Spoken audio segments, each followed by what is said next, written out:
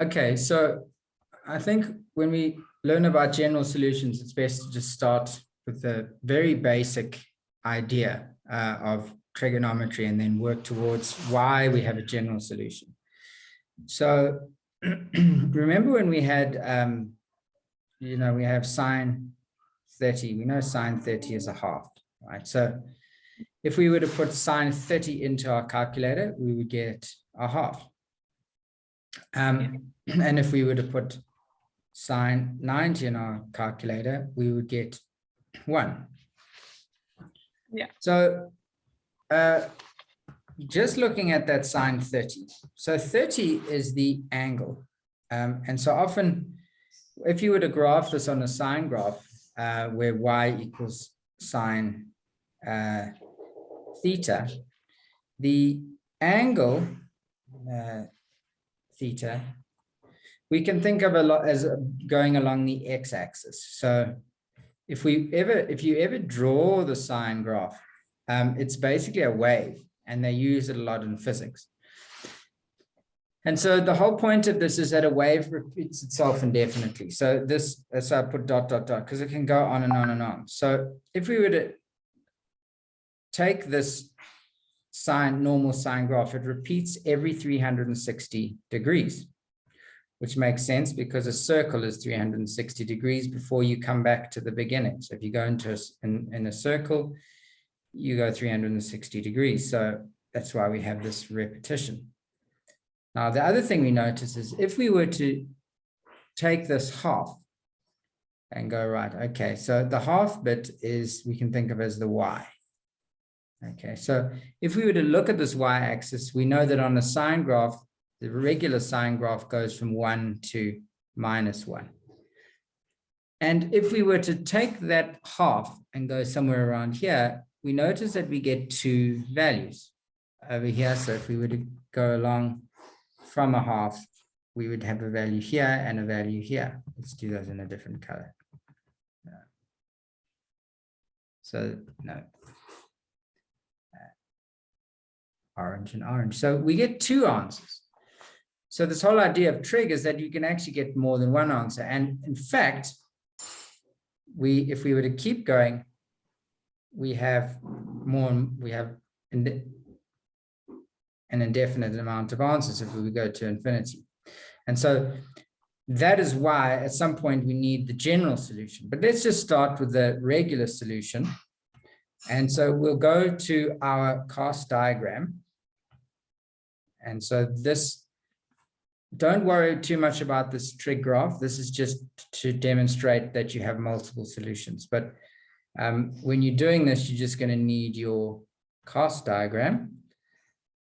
And this just repeats itself, every 360 degrees anyway, because it's a circle. And so if we were to take our sine 30 equals a half, we know that we'd have sine 30, we see a half is a positive value. And so when you look at your solutions, you look at, is this half, have they given it as positive or negative? So in other words, the question won't be sine 30 equals a half. It'll be something like sine theta equals a half. And it's up to you to find the general solution. So let's say we had this, find the general solution.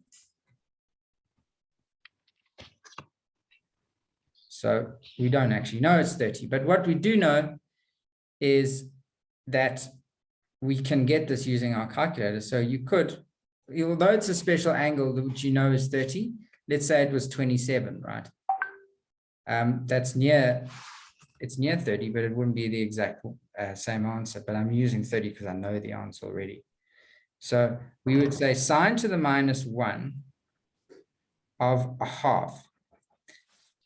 Now we always put in the positive value. So even if this was negative, the negative just tells you the quadrant. So the positive value in front of the half tells you the quadrant. And so we know sine to the -1 is 30. So that's the first bit. So we can kind of say that this is what we would call our reference angle. So we can kind of call it our reference angle. Call it the key angle. Yeah, do you call it the key angle? That's fine. Yeah. And this allows you to actually put it in as whatever you get. So if you say reference angle, then you can just put in the 30, and then you go, right, it was a positive. So then you look at where is sine positive, and you see, and you kind of tick it with a, let's use a red, it's just positive.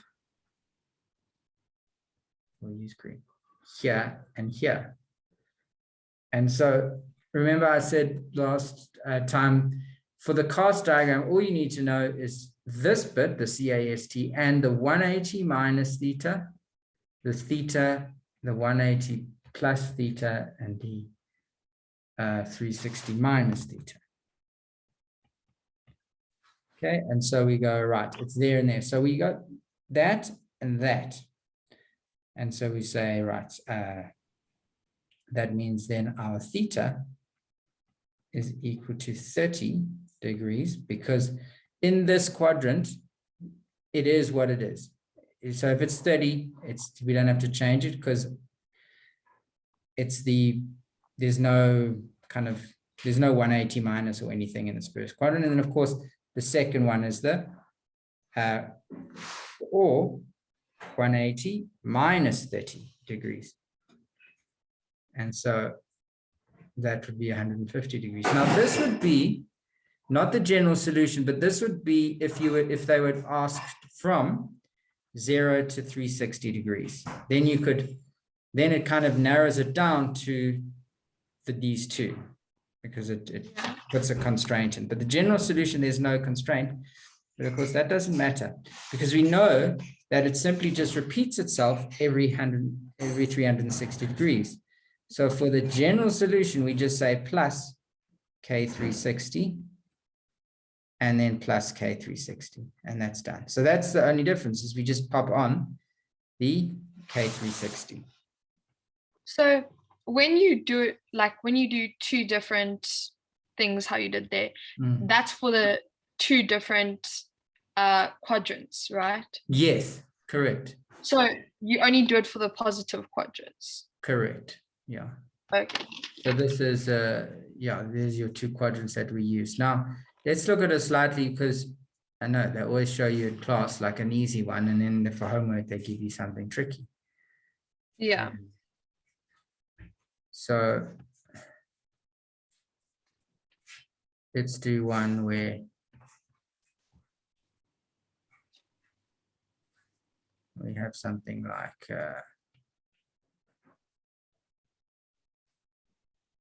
sine theta equals minus 0.32. Okay, now what we do is we still do exactly the same thing. Have you got your calculator with you, by the way? Yeah, I do. Okay, cool. So we do a reference angle. Yeah. Or you said a key angle. So let's use your notation. So the key angle is equal to is sine to the minus 1. Yeah. 18. How many decimals do you want? Point. Yeah. 6. 18.6. Is it a number greater than 5 or 5 or greater? Do you want only one decimal? Yeah, let's just do one decimal. It's easier to write. Okay, then it'll be 7. Okay. Then we go to so that's a step 1. So if you do these, you can just watch this video and just kind of follow on with a different one. So step 1 is you find your key angle. And notice you don't put the negative. Yeah. Okay, so step 2, let's look at the quadrants. So step 2 is the quadrants, and we look at the minus sign over here, and the fact that it's sine. And so we get our cast diagram.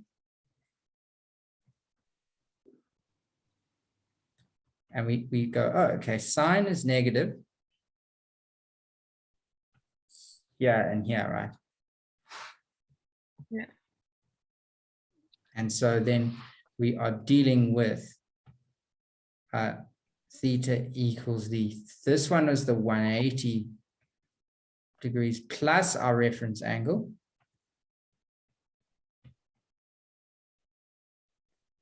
So do you use that little cost, like the remember the thing you showed me, the 180 plus? Yeah. We use those. Okay. Yeah, so that we're going to use every time. And so 180 minus theta, 180 plus theta, and definitely draw it each time because it just gives you practice. And then obviously in the exam, to save time, you're not going to want to draw it each time, but you often have to draw it once just to show you're working anyway. It's very and so it's 180 plus the reference angle. That was the first one. And then the other quadrant, we do and I'm leaving a bit of space for our general formula. And then it's 360 minus the reference angle, the 18.7. Okay, and step 3 is just the general formula, right? If they ask, general formula.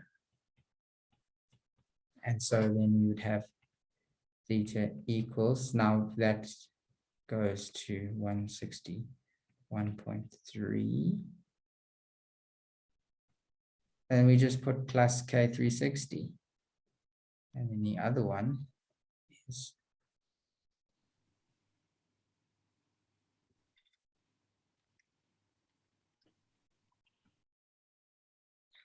wait, isn't it supposed to be a plus?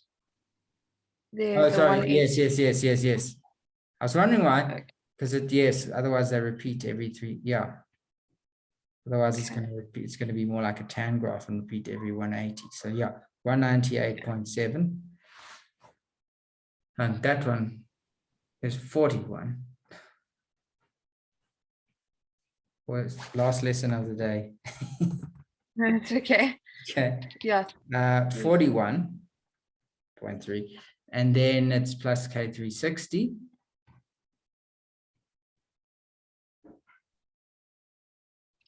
And then that's it. It's done. So notice the negative, a lot of students put when they get the reference angle, they put the negative in here. So that's like a key, that's very important, like this, like NB. Okay. Don't put the negative. The negative tells you the quadrant. Okay.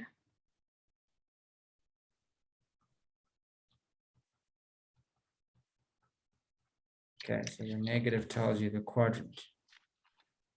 Could we do one like, let me see.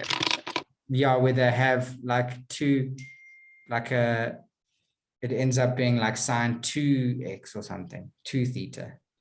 Yeah, so like, let me send the ones that I really struggled with. Yeah.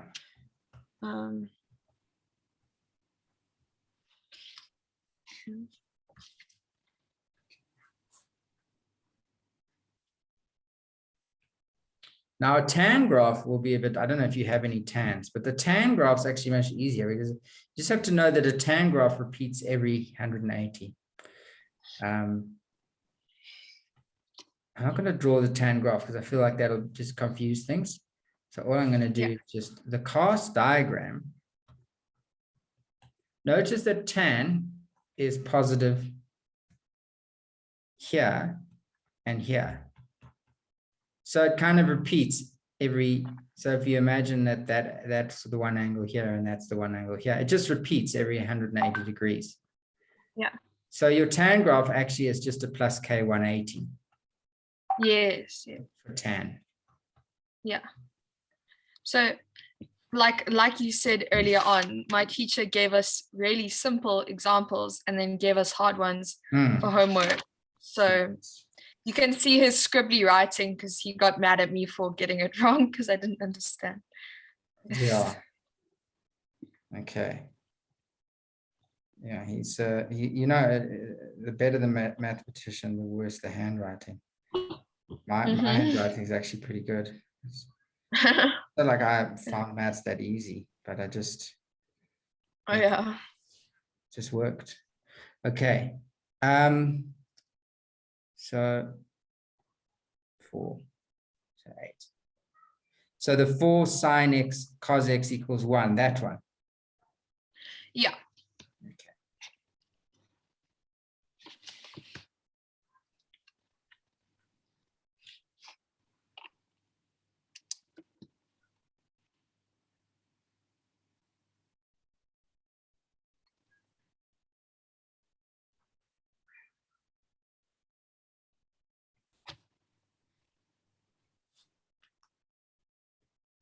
Well, it's very tricky if you have a sine and a cos. So one of the things in maths that I always like to do is to think of things as problem children. Like who's the problem child Yeah. in the situation? So it was always like if you had like something like x squared equals, I don't know, something simple like 4. The problem child is the squared. And so you get rid of the problem child by square rooting it, and that gets rid of them. And then you square root both sides. It's just a simple example. Yeah. But here, the problem child is either the cos or the sine. The fact is that if this was 4 sine x equals 1, we could work with it. We can't at the moment. So what we have to do is identify the problem child. Well, at the moment, I also don't like the 4. So I'm just going to divide through by the 4. Okay, now if it was sine x equals a half, sorry, a quarter, that would also be fine. So I don't like this cos x. So what you could do is this whole idea of a tan being equal to sine over cos is the key to this problem. And so you go, well, if I was to divide through by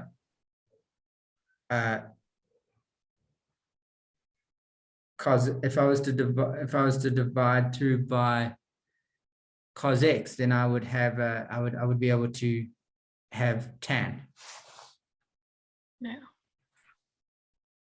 Okay, so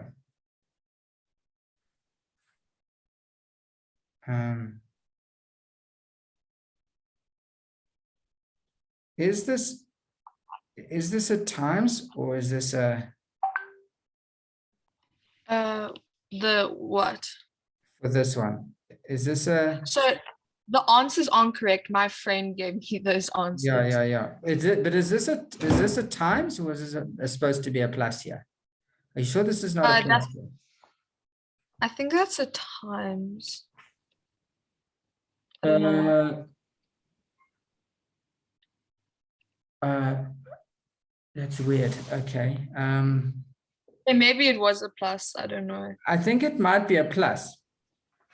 Okay. Because you could deal with a plus. Yeah, I'm pretty sure it's a plus. Yeah, I think it was most probably a plus. Sine x cos x equals 1. No. I think what it is okay, wow, they threw you straight into double angle formulas. Okay. So this is the idea of your. So is it not a plus? No, it's not a plus. This is a double angle formula. I see what you mean by him like showing you a simple one. So what we know is that, remember when we said there was for cos 2x or cos 2 theta or whatever. Let's just say let's just make it cos 2x because these are x's. So cos 2x, we had 3 different things, right? There was like 2 sine squared x minus 1, blah, blah, blah. Then for sine 2x, there was one which was 2 sine x cos x. Yeah. I don't know if you've got that with you. So this is what we're dealing with. Okay, but now the problem is there's a 4 there. But we can easily get rid of that by just taking it out. So we'll take out we'll turn the 4 into 2 times 2. So we'll turn that into that. Okay.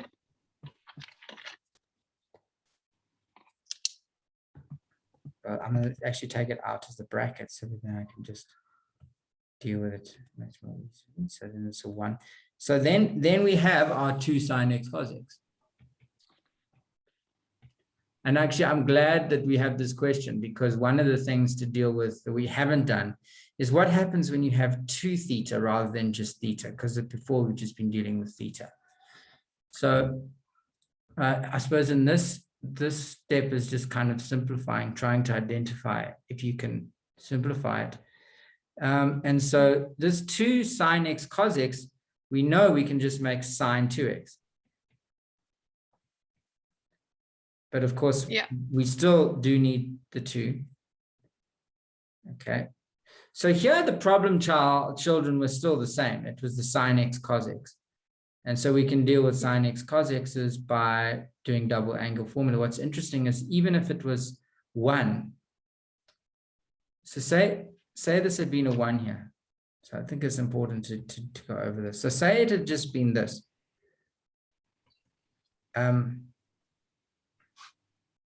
Then you could theoretically write this as a half times 2 sine x cos x.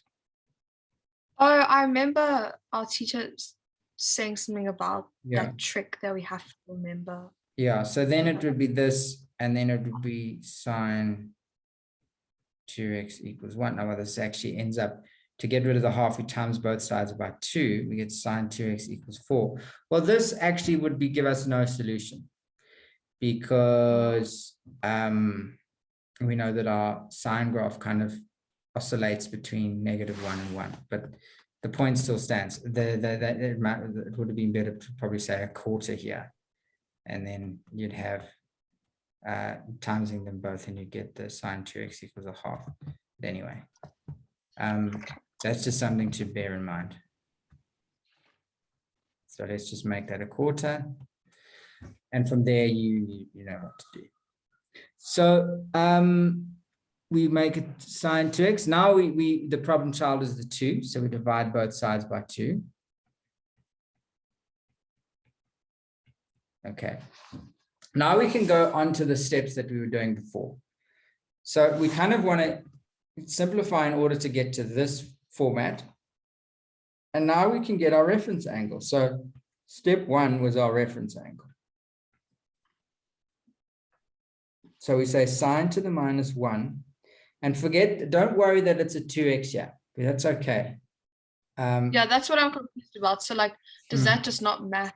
It does matter, but not now. It only matters in step 2. Okay. Okay, so we get that equals 30 degrees. Yeah. Okay, and it was a positive, so we know that it was here and here. Now step 2, let's just see, how do we do it? What color? We did it quadrants in 2. Step 2 was, we know it's here and here. So, but now it's where it matters. So instead of writing theta e, we just write 2x equals. So we just keep it as 2x. And then we got that there was 30 degrees. And then 2x equals 180 minus 30 degrees. And the next bit, the 2x really matters for the general solution. Because what we have to do, and so I'm going to write the general solution here, because the general solution, the 360, K360 also gets divided by 2. And so we have x equals, so let's just make a note there. Everything is getting divided by 2.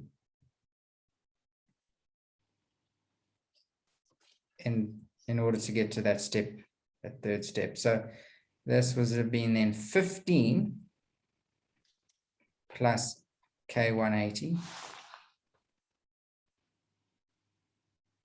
and x equals this is 150, so it'd be 75 plus K 180. And that's our answer. Now, let's just see why, because when you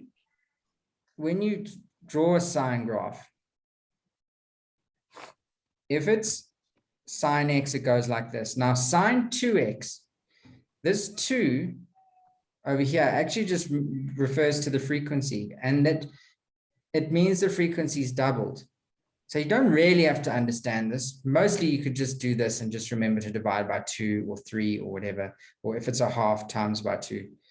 But just to know, if you're interested, that the frequency doubles, in which case, instead of every 360 degrees you having one, you end up having 2 waves.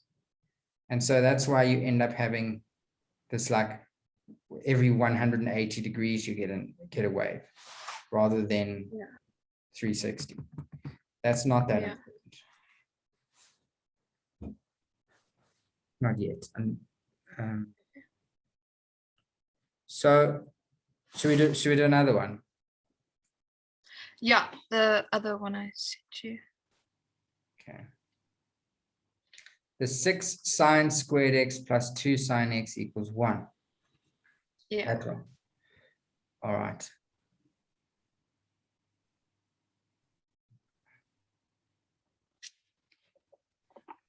Okay, so your friend did pretty well on that last one. They must just, you must just tell them to divide their 360 by 2.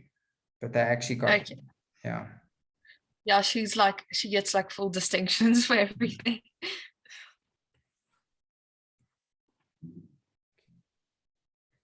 So yeah, I'm sure she probably will know now.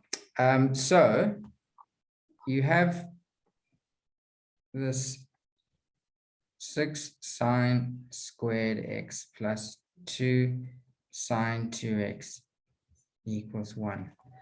What I want to do here is take now if you have a squared, just like with a trinomial, you make it equal to 0. So take the 1 across. I want to do something. I want to write down 6x squared plus 2x minus 1. Oh, wait, that's a double angle formula that she's put in there. Yeah, so we can't do that. It's not a trinomial.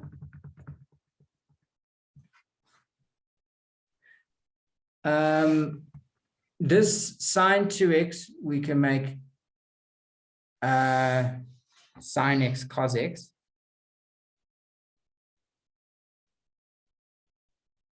And so we're going to do that. So this here. Oh, so yeah. Remember Okay. from before. So whenever you see a double angle formula, the default is to, and it's nice if it's sine x, because you don't have to choose. Yeah. Okay, so, and keep the minus 1 on that side. And so we have 6 sine 2x plus. Gosh, this is high level. This is very high level, because what we're looking at is something which almost resembles a trinomial. If this had been a sine x, it would be nice. It would be a nice trinomial, because you can think of it, you could have thought of it as 6 sine, which I thought that they were giving you sine. Now you know why I'm stressing, because I don't stand any of these. Yeah. So like if you'd seen this, okay, trinomial, and it's factorized. But this one here is not a trinomial yet, but it can be. And what we do is we turn the 1 into sine squared x plus cos squared x, which is our basic. We know that sine squared x plus cos squared x equals 0. You need, because you have this cos x, you need a cos squared x. This is super high level. I don't know why you would get given this as an introduction, but this cos x tells you that you need a cos squared x. Yeah. So then what happens is one of the sine squared x's goes away. And notice we have this and this, both sine squared x. So we could write that as 5 sine squared x. I'm going to now write the sines as one color and the causes as another, because it's going to be hard to follow otherwise. And then your cos x we'll do there minus cos squared x. Okay, now imagine that this is very difficult to see, but if we have 5x squared plus 2x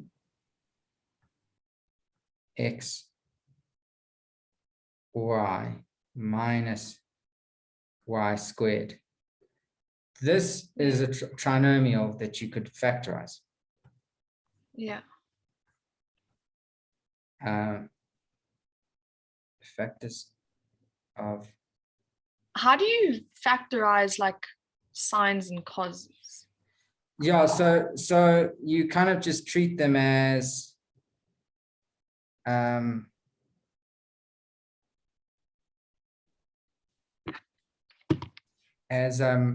you kind of got to think of it like this. So that's why I'm writing it like this, because then where you see an x, you're just going to write a sine x. Okay. Yeah. Oh, remember there was a 2 here. So this is a 2 here, and I was wondering why this doesn't factorize. This is it's 2 times 2. Just I'll just highlight it in color so we can see. So this red 2 stayed, and then the sine 2x, we'll put in light green, this bit is 2 sine x 2x. So we end up having sine 2x. So the 2 times 2 actually gives us 4 here, so which now it'll factorize properly.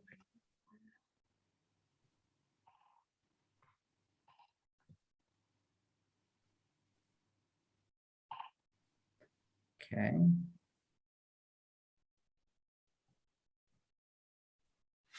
So if we, so this is a 4 here. Now, hopefully this is okay for you to do, right? 5x, x, and we have a plus, so it's more positive than negative. So it'll be plus y. And then this would be then minus y. So are you okay with factorizing this thing here? I think so, kind of. Yeah. Do you have a silver calculator? Yeah. Okay. So what you can do is you go the equation mode. Yeah. And you choose, I think it's number 3, the one which says ax squared plus bx. Oh yeah, I can use it. So 5. 4. Except on the equation thing, it's not squared and it doesn't have a y. That's okay. It's just to know, you have to have a y and a y. It's just to tell you what these numbers are. So I don't know how I'd like figure this out by myself in the test.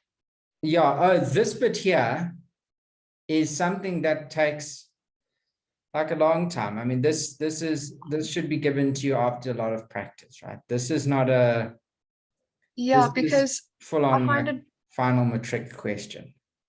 I find it so weird because last year in grade 11 they spent like 6 weeks teaching us trig, and now they've spent I think 3 weeks teaching us trig, 2.5 even. Yeah. And we're already having our like final test on trig. And then the next time we're going to visit this section is for prelims. Yeah. Yeah, it's tricky. Yeah. So, I mean, if this is equal to 0, you have 5x minus y equals 0 and x plus y equals 0. And so you have x equals minus y.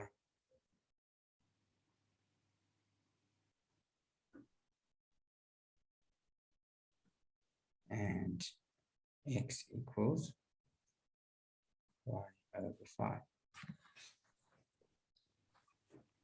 So you should get answers of a fifth and minus 1 if you put it into your silver calculator. Yeah.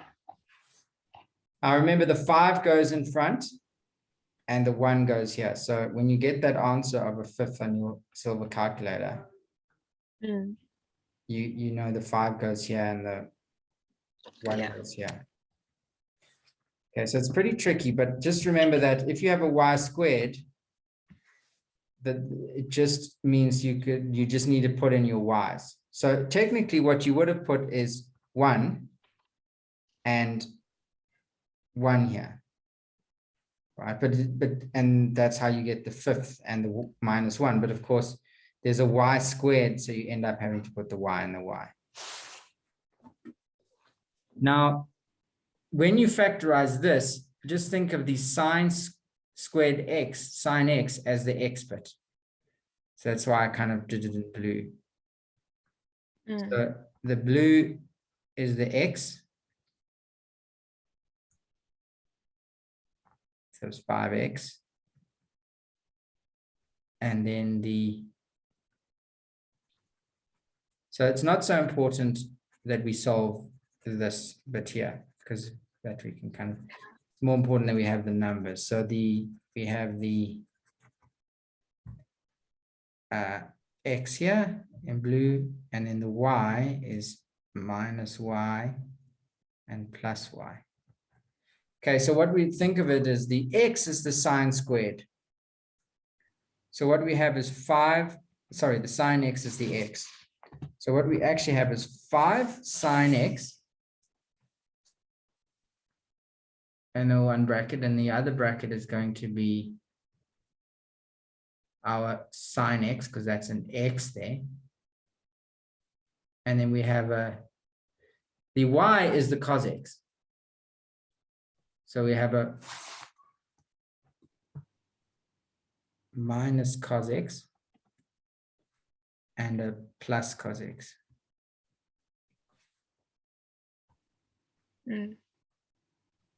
Okay. Equals 0. So that's why it's sometimes good to write it as 5x squared plus 4xy minus y squared. Okay. So this is not trig, this is algebra. Yeah. And if we need more work on these, we'll have to do another kind of lesson just on that. Okay, yeah. This is what we're kind of using, that we're using this theory to factorize this. And now we have 2 separate solutions. Because remember, if something times something is 0, one of those somethings can be 0, right? 1,000,000 times 0 is still 0.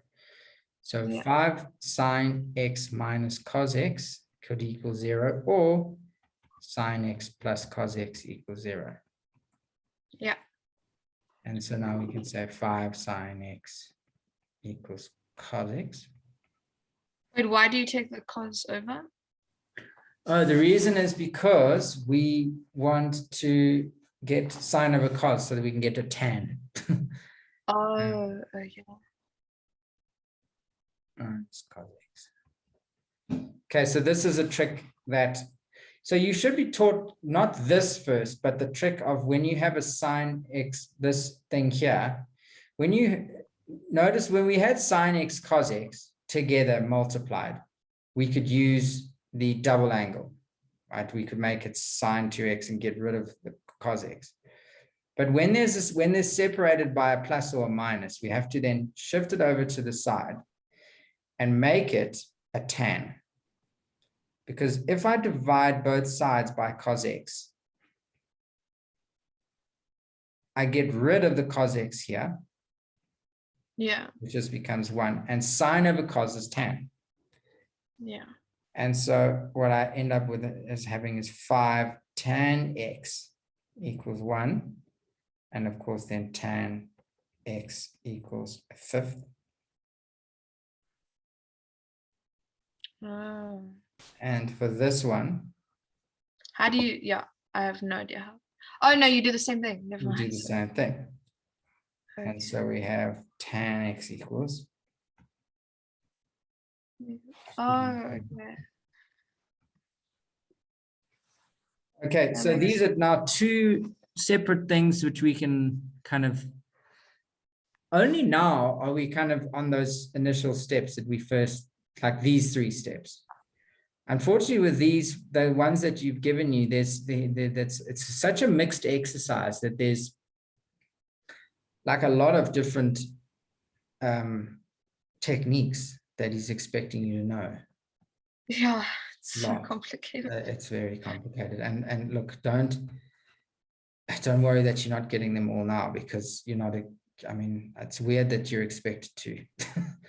But I know. Yeah.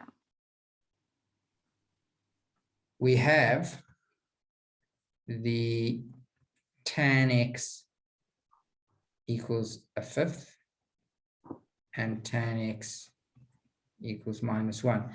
Now this, it would be nice if this was how they started you off, right? This is kind of the level at which you kind of want to start practicing these things and then go into like what we just had to do. Yeah. So yeah, so this is how I would start, and then I would say, right, what is our first step? Reference angle. Yeah, so do it.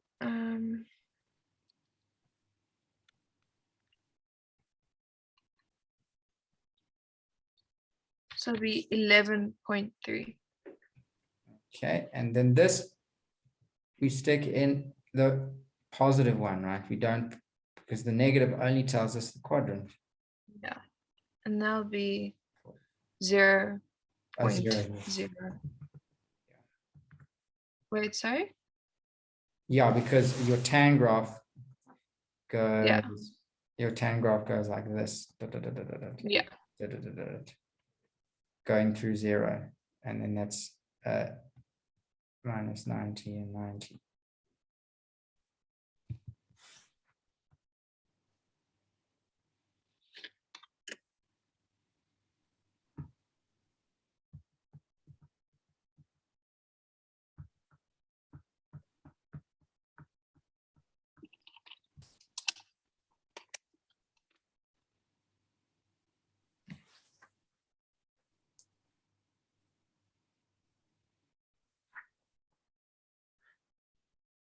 Wait, tan to the -1.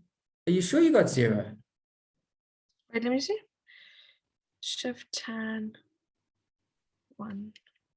Oh, sorry, 45. Sorry, I pressed the wrong thing. Yeah, in my head I said 45. Tan to the 0 is yeah. Sorry, I don't know. I don't think I pressed. I didn't press shift. Oh, tan. okay. Sorry. Yeah, because the tan graph goes through 0, so it's 0 and 0, and then it's 1 and 45, and then there's an asymptote of 90. Anyway, now we go with our cast diagram, and so this was step 1. So step 2 was our quadrants. And so for here, we have the positives, right? So it's here and here. But of course, because tan repeats, sorry, here and here. Because tan repeats every 180, we actually don't have to worry about the second, this other option, because that's just going to be 180 plus theta anyway. So all we do is we just say x equals 11.3 plus k 180. So that's quite nice for a tan graph. Does that make So sense? wait, why didn't you say, Because you don't say, what did you say? You because don't say. if we say this is 30, if we say this is theta, and this is 180 plus theta, Yeah. Oh, sorry. Yeah, I get then it's repeating every 180 degrees. So your tan graph, whenever you get tan, so it comes back to what I was saying here. This tan, because they're in opposite quadrants or diagonal quadrants, they repeat, a tan graph will repeat every 180. Yeah.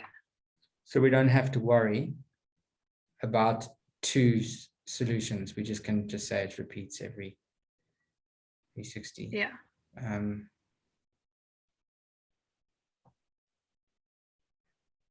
Then the negative will be here and here. So here we do, for the 45, we're going to say x, should be doing this in green, x equals 180 minus 45 plus k 180. And of course we get negative 45 plus k 180. Okay. Or, but if we had used this one, 360 minus 45, we would have got 315 plus k 180. Well, notice that if we subtract 180 from, if we subtract 2, if you make k 2, we subtract 360, we get to the negative 45. So we don't have to put in both. So with tan, you only do one quadrant. Okay, cool. If you want to, you can say 135. Yeah. Plus k 180. But but that's not an acute angle, so then I prefer to say minus 45. Okay. But another option, which you may still get the marks, is if you said 135 plus k 180. Okay, so that's the two solutions for this one. Do you want to do the? Should we maybe do